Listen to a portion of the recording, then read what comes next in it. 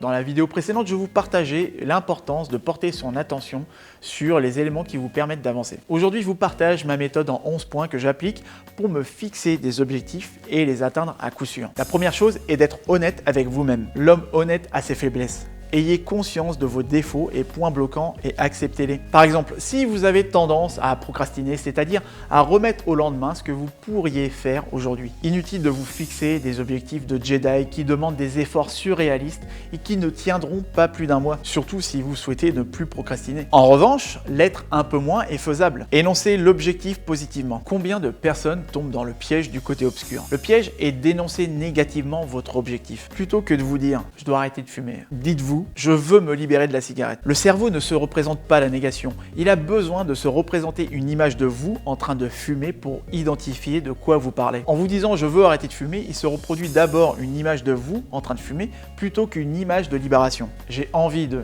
La plupart des personnes sont dans le il faut que ou bien je dois faire ceci ou je dois faire cela plutôt que de se dire j'ai envie de. Si je vous dis il faut que j'aille au sport, car je veux être plus endurant. Et j'ai envie d'aller au sport car je veux être plus endurant. Laquelle de ces affirmations, selon vous, sera la plus motivante? Vous modifierez la notion de devoir par la motivation.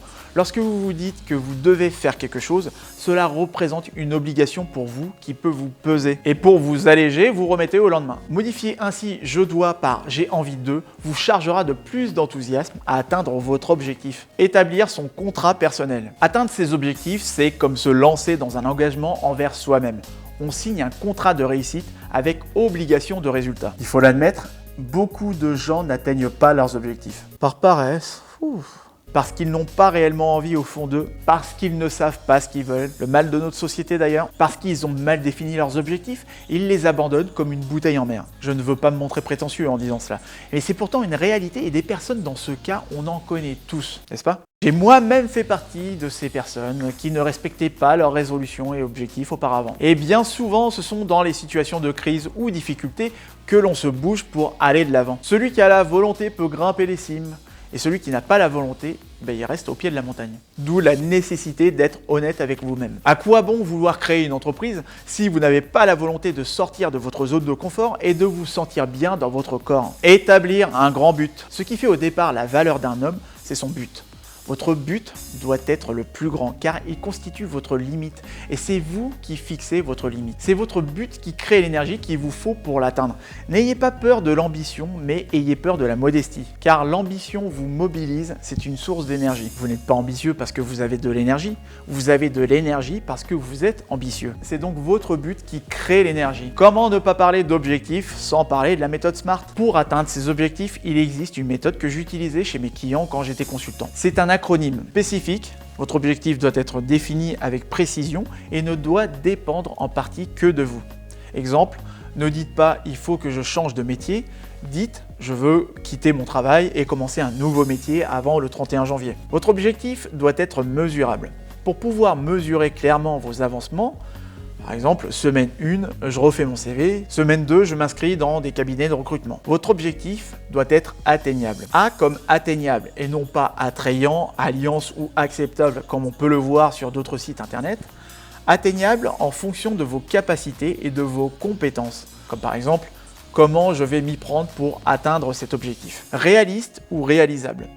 Identique à peu de choses près, à atteignable, c'est de savoir si votre objectif colle à la réalité et à votre contexte. Exemple, vouloir devenir millionnaire dans l'année n'est pas très réaliste et il doit être temporellement défini. Un objectif sans délai n'est pas un véritable objectif. C'est ainsi que vous apprendrez la planification.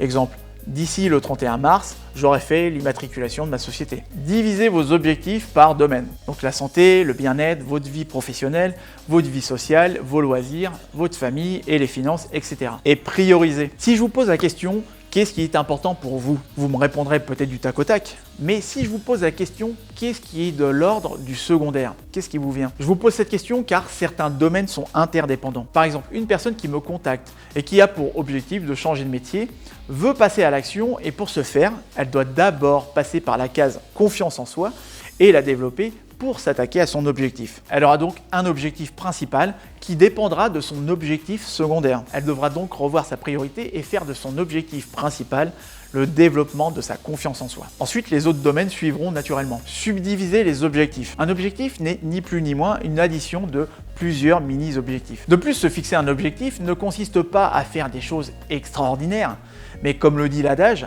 à faire extraordinairement bien de petites choses ordinaires. Rien de plus. Trouvez quelqu'un à qui rendre des comptes. Le fait de devoir rendre des comptes à quelqu'un de positif vous maintiendra dans une dynamique à plus long terme. Et le dernier point, court-circuitez vos comportements auto-saboteurs. Observez-vous et soyez conscient de ce que vous pensez et ressentez. L'un des principaux comportements d'auto-sabotage, c'est la procrastination. C'est l'ennemi de l'atteinte de votre objectif. La tâche paraîtra de plus en plus difficile à mesure que le temps s'écoulera entre le moment où vous vous fixez un objectif et le moment où vous agissez. Alors expédiez les tâches. En résumé, donnez-vous du temps de disponible pour réaliser ce que vous souhaitez. Cela en vaut vraiment la peine. Et comme le dit Mark Twain, dans 20 ans, vous serez plus déçu par les choses que vous n'avez pas faites que par celles que vous avez faites. Alors sortez des sentiers battus, mettez les voiles, explorez, rêvez, découvrez et osez briller. Non, celui-ci c'est moi qui l'ai rajouté. Si vous avez un projet, un objectif de reconversion ou de création d'entreprise et que vous voulez explorer la faisabilité de ce projet, je vous invite à me contacter sur mon site oserbriller.com à l'aide de l'onglet Séance découverte. Et je vous dis à tout de suite.